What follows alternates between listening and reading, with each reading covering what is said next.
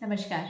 कैसे हैं आप सब। सिजेरियन डिलीवरी ये एक ऐसा नाम है जिससे कि बहुत सारी महिलाओं को डर लगना स्वाभाविक है। तकरीबन 21% सारी डिलीवरीज का सिजेरियन सेक्शन द्वारा किया जाता है और कई बार सिजेरियन डिलीवरी एकमात्र ऐसा ऑप्शन होता है जिसके द्वारा डिलीवरी को सेफली किया जा सकता है। और एक सवाल अगर पहली डिलीवरी सिजेरियन से हुई है वो हर कपल के दिमाग में होती है कि क्या दूसरी डिलीवरी नॉर्मल हो पाएगी। तो आज हम बात करेंगे vaginal birth after caesarean section, जिसको कि शॉर्ट में वी बैक भी कहा जाता है। यानी कि अगर पहली डिलीवरी सिजेरियन हुई है तो क्या दूसरी डिलीवरी नॉर्मल के लिए ट्रायल दिया जा सकता है। तो आइए शुरू करते हैं। सबसे पहले हम बात करेंगे क्या नॉर्मल डिलीवरी के लिए ट्रायल देना संभव होता है।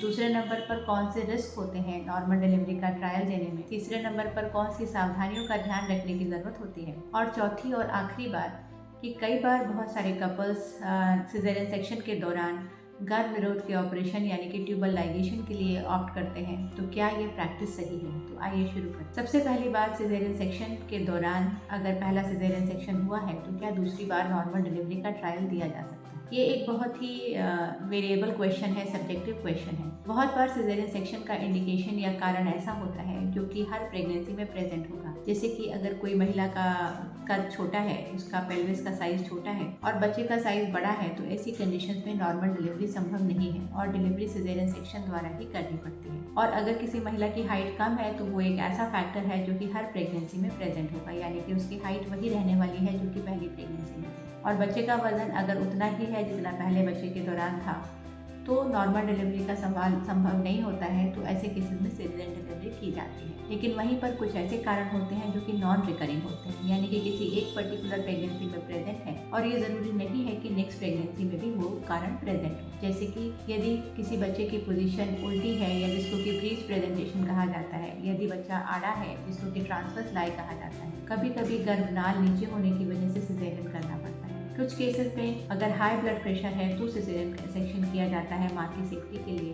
बच्चे का साइज अगर ज़्यादा है या कभी बहुत कम है तो बच्चे की सेफ्टी के लिए सिजेरियन सेक्शन किया जाता है। तो ये एक ऐसे कारण है जो कि अगली प्रेगनेंसी में प्रेजेंट हो ऐसा ज़रूरी नहीं है। तो ऐसे केसेस में जहाँ पर कि नॉन रिकरिंग कारण रहा था पहली प्रेगनेंसी में सिजेरियन सेक्शन का, वहाँ पर दूसरी प्रेगनेंसी में ट्रायल ऑफ लेबर दिया जा सकता है। अब बात करेंगे कि कैसे इंश्योर करें कि दूसरी प्रेगनेंसी में रिस्क कितना रहेगा। जब एक डिलीवरी सिजेरियन सेक्शन द्वारा होती है तो गर्भाशय पर एक इंसिजन या चीरा लगाया जाता है जिससे कि बच्चे को बाहर निकाला जाता है और उस चीरे को रिपेयर किया जाता है। और उस चीरे का रप्चर होने का एक डेफिनेट रिस्क होता है नेक्स्ट प्रेगनेंसी में। तो नेक्स्ट प्रेगनेंसी में ये रप्चर होने का रिस्क कितना होगा, इसको जानने के लिए पहला जो चीरा है वो कैसा है उस पर डिपेंड करता है। अगर पहला चीरा ट्रांसवर्स है जिसको कि लोअर सेगमेंट सिजेरियन सेक्शन कहा जाता है तो उसमें रप्चर के चांसेस 1% से कम होते हैं। वहीं पर अगर ये चीरा किसी वजह से वर्टिकल लगाया गया है तो उस केसेस में रप्चर होने के चांसेस 4% तक हो सकते हैं। तो हर बार जो प्रेगनेंसी अगर ट्रायल दिया जा रहा है नॉर्मल लेबर का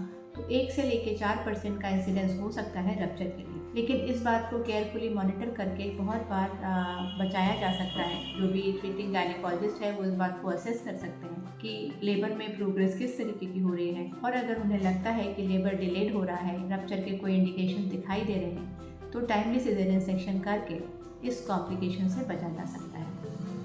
अब बात करते हैं कि किन बातों का ध्यान रखें दूसरी बार ट्रायल ऑफ लेबर के लिए। तो इसमें टाइमली एक चेकअप होना बहुत ज़्यादा ज़रूरी होता है जो कि तकरीबन 8.5 महीने या 37 वीक्स ऑफ प्रेगनेंसी में कराया जाना चाहिए, जिसमें कि बच्चे के वेट को असेस किया जाता है, माँ की सारी जनरल कंडीशन को देखा जाता है जिसमें कि ब्लड प्रेशर, हीमोग्लोबिन, इस तरीके की चीज़ों को असेस किया जाता है। और साथ में प्लेसेंटा की पोजीशन को भी देखा जाता है कि कहीं प्लेसेंटा नीचे तो नहीं है। ये सारे फैक्टर्स होते हैं जो कि फेलियर ऑफ ट्रायल को इंडिकेट करते हैं। तो अगर बच्चे का साइज बड़ा है या बाय चांस प्लेसेंटा नीचे है या बाय चांस मदर में कोई कॉम्प्लिकेटिंग फैक्टर्स हैं तो ऐसे केसेस में रिपीट सिजेरियन सेक्शन करना ज़्यादा सेफ रहता है। सिजेरियन सेक्शन के बाद नॉर्मल डिलीवरी की सेफ्टी को असेस करने के लिए एक तरीका होता है जिसके द्वारा हम स्कार की थिकनेस को असेस कर सकते हैं। ये एक अल्ट्रासाउंड द्वारा किया जा सकता है और कई बार अगर स्कार की थिकनेस बहुत कम है, 3 मिलीमीटर से ज़्यादा कम है, तो ऐसे केसेस में रिपीट सिजेरियन सेक्शन ज़्यादा सेफ ऑप्शन रहता है बजाय के नॉर्मल डिलीवरी के ट्रायल के लिए।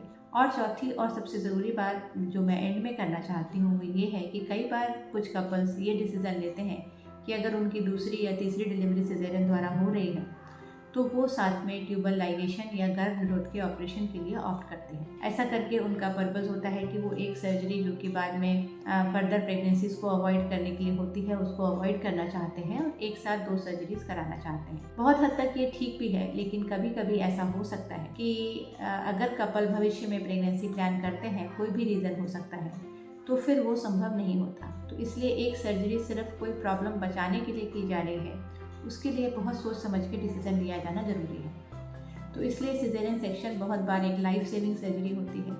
बहुत से कपल सिजेरियन सेक्शन द्वारा डिलीवरी कराने के बाद बहुत खुश रहते हैं और ज़्यादातर केसेस में सिजेरियन सेक्शन से कोई परेशानी नहीं होती, लेकिन वहीं पर सिजेरियन सेक्शन के साथ बहुत सारे मिथ्स जुड़े हुए हैं और एक सिजेरियन के बाद दूसरी नॉर्मल वजाइनल डिलीवरी कराने से पहले बहुत सारी बातों का ध्यान रखने की ज़रूरत होती है। जागरूक रहिए, स्वस्थ रहिए।